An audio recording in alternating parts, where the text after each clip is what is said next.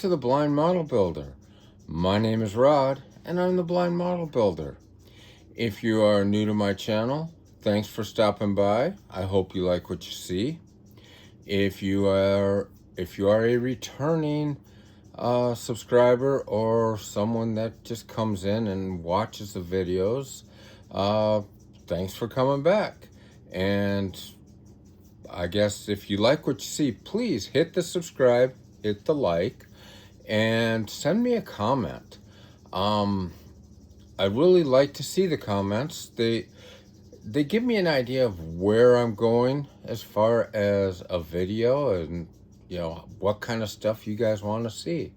I've had some really good or some really positive feedback on some prior videos, and that's kind of leaned me towards the directions I'm going.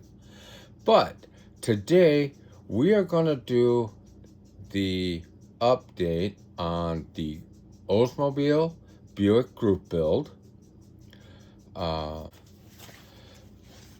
Being hosted by my good friend T over there at Modeled Out Customs.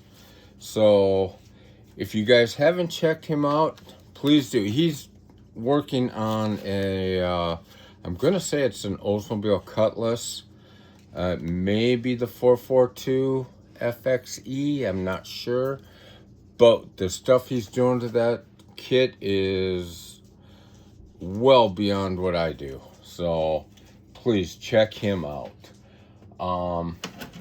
Let me go ahead and give you the update on my Oldsmobile, the update on that group build. So if you give me just a second, I'm going to spin the camera around and we will take a look at it. Right now we are in the test fitting of the kit. I have the chassis all finished up. I've got the roll cage pretty much buttoned up in it. I've got to do a little bit of touch-up painting to it. I'll go ahead and give it a turn. We did run, I should say, I made, as Papa over there at Papa's Model Workshop would say, I made a boo-boo. And this wasn't a self-inflicted injury, let's say. I got this kit all done up in paint, and I will show you one thing. The as I bring it closer, the gold that's on the bottom part there, I actually painted that. I tried to use the decals that it came with. They just would not lay down flat. They were gonna have crinkles in them, so I decided, you know, that's gonna be an easy enough thing for me to just shoot in a gold color and it'll be fine. And actually I think I like it better in gold. The yellow was the same, you know, bring it up a little bit closer. The yellow was the same color as the 11 there, and that just kind of blended in too much. This gives us a little bit of a contrast. But where my mistake came in was, if you look at the top of the car, I went and I painted it, got it decaled, and I'm sorry, I've got a pushy dog sitting right underneath my arm telling me she needs attention. But anyway, I got it decaled, I got it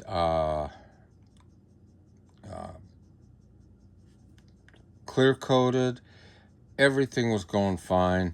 Then I decided, you know what, let's speed the process up. Mistake number one. I put it in the dehydrator. That was the mistake. These decals shrunk. When I first came out, I was pretty heartbroken. And it's like, oh God, now what? Do I just fill it? I mean, I can probably match it up. I can probably match that up pretty well, but I'm still gonna know it's there. So the more I've looked at it, it's like, you know what? Right now, it's giving it kind of a look like it's in motion. So I'm going to go with that. It actually doesn't look that bad. It looks like it may have been a car that was previously raced. I've been to the local short tracks. I have seen what some of those cars look like. But why don't you give me a second? I will pull the body off and I will give you a look at what we have underneath here. Just a minute. Now, one of the things I do, I should say, as I go along building, especially when it's a project that I'm not sure of, something I haven't done much of before, such as these race cars, I test fit.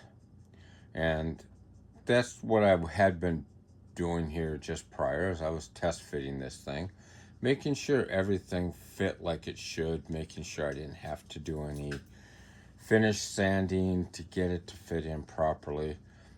Because if one thing I found while doing this for the past few years, you'll start putting a kit together, you'll get everything starting to test fit, and it's like, okay, everything seems to be looking great, everything's fine. You go to put it together, and for that final assembly, and you realize something's not right.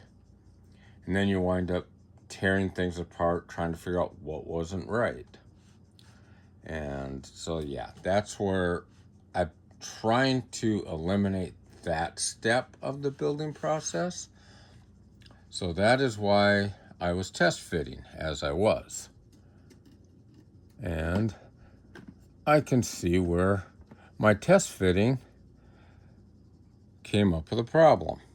As you can see, this cross roll bar right here, it must have gotten caught on something. So that just means I get to go in and trim it a little bit, re-glue it, make sure everything's good.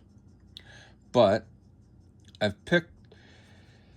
this is one of those, I've done some research on this particular race car, and the box art has the interior being black, but if you look at photos online, the roll cage and everything, all of this stuff is red. So I decided to go with the red as opposed to the black, and then I just picked out the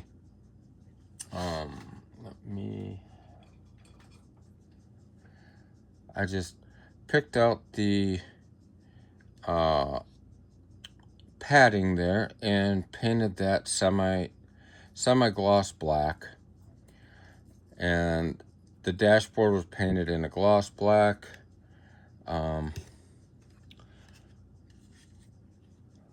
Let's see if we can get it into frame. And I do have the decals in there. Again, hard to see, but they are in there. And today my goal is to get the motor buttoned up. I will show you what I mean by that. Oh, those are the tires. That's the next thing. Just a second, let me grab the motor. And then we got the motor here. I think today, my goal today, I should say, is I'm going to get this thing wired up. And I do need to check on some reference material, because if I'm not mistaken, Buicks and Oldsmobiles, their distributors were in the front of the motor. And I'm not sure if that was the same in NASCAR or not. But as you can see, the motors, that part of the motor is taken care of. I've got the headers are just painted in a white. I figure I'm just going to go that route with them. And that is, no, we do have one other thing.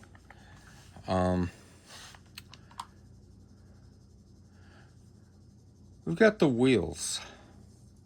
It came with the selection of the chrome, which, yeah, they look pretty cool. I mean, they don't look bad against that car. But they also came with a set of, whoop, it's running away from me. None of this stuff is glued in place yet, so yeah. But it also came with a set of, they were white. I just painted them up with a silver. I'd have to put a gloss coat on them yet, but that's fine. But I kind of like that silver, that dish style.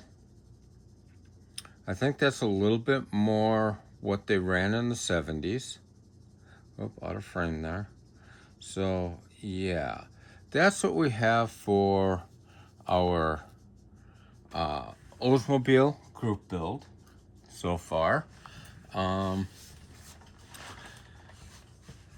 probably, like I say, I'll work on the motor a bit today, and then I'll probably, I don't know if I'll get it finished up this week or not. I also want to get back to work on the Ducati. I wound up having to, how do I put this? I clear coated the Ducati. It was done in, it came molded in red. Tried to polish it all out, and it just, there were too many flaws in the plastic. So I went ahead and I painted it the Kaleido, I think this is the Italian red. And I think this looks a heck of a lot better. So we're going to be running with this instead. I got all the red, that everything that should have been red has been painted red. This is another kit I've got till September to finish it up, but yeah. Right there. I actually like the way it looks. I still gotta polish this stuff out, wet sand it, do the polishing stuff, so yeah. That's how that is going. Now, I have a video coming up Wednesday that I am really excited about. So I'm hoping all you guys come back and check it out. Let me get this camera turned around and we will close this video out. Well, with that, I think we're going to take and bring this video to an end. Now, I want you guys to remember, and gals out there, to thank your first responders, thank your veterans, and any active duty military. The job that they do is a tough one. I know when I got out of the service, I had people come up to me and thank me for my service, and for the longest time, I didn't exactly know how to respond to that.